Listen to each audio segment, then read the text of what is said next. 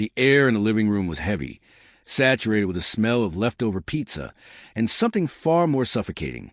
Silence, thick and electric with tension.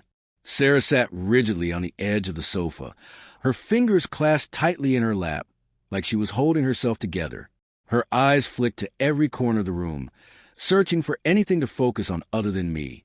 I sat opposite her, my heart thudding in slow, punishing beats, a tight knot forming deep in my gut with every breath I didn't release, every question I couldn't yet bring myself to ask.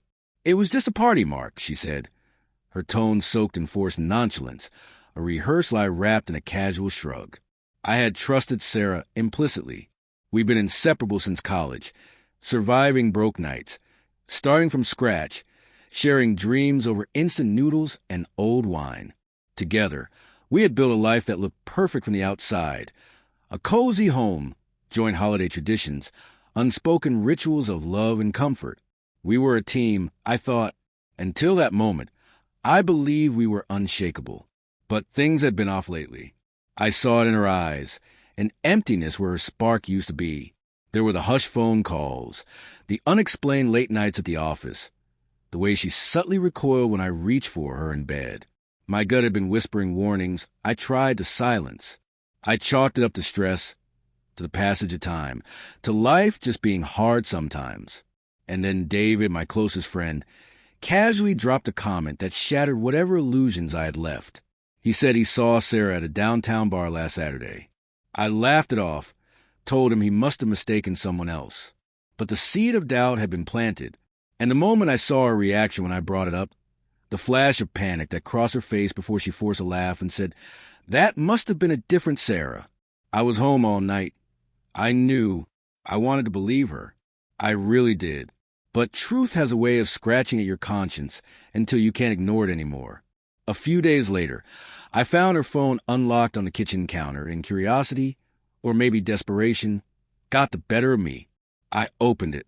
There was a group chat she forgot to hide, full of explicit messages, vulgar jokes, and inside references to a night she had sworn didn't exist. The name at the center of it all was someone I'd never even heard of. She had been there. She'd lied. And not just about the bar. There were details, raw, undeniable details, that no married person should ever have to read about their spouse. My blood ran cold. I looked at her differently after that. Like a stranger had been living in my home, wearing my wife's face. I didn't explode. I didn't scream. I didn't even cry. I felt something worse, a vast, numbing coldness. It settled into my bones, drained the warmth from everything I thought I knew. That night, I slept beside her like a ghost. I moved through the following days like a machine, numb and mechanical, too heartbroken to even be angry. But eventually, numbness gave way to purpose. Years ago, I had received an email from a private investigator after a strange incident between Sarah and a male co-worker. I never followed through then. I'd wanted to trust her. But now, the timing felt providential. I reached out. I gave him every detail I had. Names, bars, dates, the texts. I paid for rush service. I needed to know everything. When the report came back, it was more damning than I had braced for. Photos, videos, hotel records. Sarah with multiple men. Her face unmistakably visible, her hands entwined with strangers, her lips pressed against them in moments captured like scars. It hadn't just been one night of weakness. It was a pattern, a secret, reckless life unfolding behind my back. That was the moment everything inside me changed.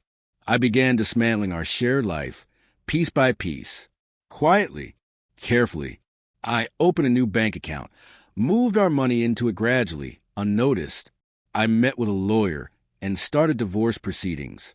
I made no mention of it to her. Instead, I watched her go through the motions, making dinner, talking about her day, laughing at her favorite shows.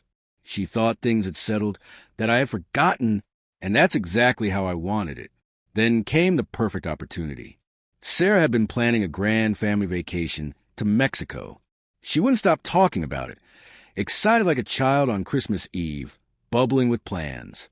I listened and smiled, and then I reached out to every member of her family. I told them I had a special announcement to make. something personal, something I needed them all to hear in person. I even paid for their flights and accommodations. I rented the private room in our favorite Italian restaurant, the same one where we'd celebrated our anniversaries and milestones.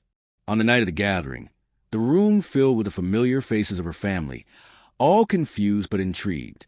Sarah sat beside me, glowing, her fingers laced through mine, utterly unaware. When I stood up, she giggled. "Oh, Mark, you're being so dramatic. Just tell them already." I pulled my hand away and faced the room. My voice was calm, steady. "I called you all here today because I need to share something about Sarah, about what she's done." A hush fell over the room. Sarah's smile faded, confusion creeping in. I held up a small memory card. This contains photos, videos, and messages from Sarah's recent business trip. They're explicit, they're real, and they document everything. I looked down at her.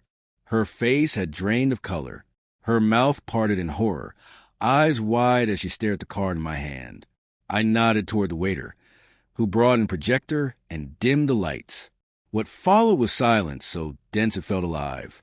The footage played. Text messages rolled across the screen. Every lie, every betrayal displayed in unflinching detail.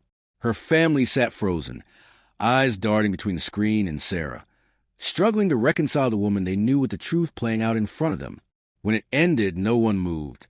No one spoke. I turned to her. "I want a divorce, and I'm taking everything." Her father looked at her, his expression hollow, then turned to me and said quietly, "I'm sorry, Mark. Thank you for showing us the truth." No one stood to defend her. No one reached for her hand. She sat there, utterly alone, drowning in the wreckage of her own choices. I left without another word. Outside, the night air was cool and crisp. For the first time in months, I could breathe, not because I had exacted some grand revenge, but because I was done. I was free. I was in control again. And that, more than anything, was the closure I needed.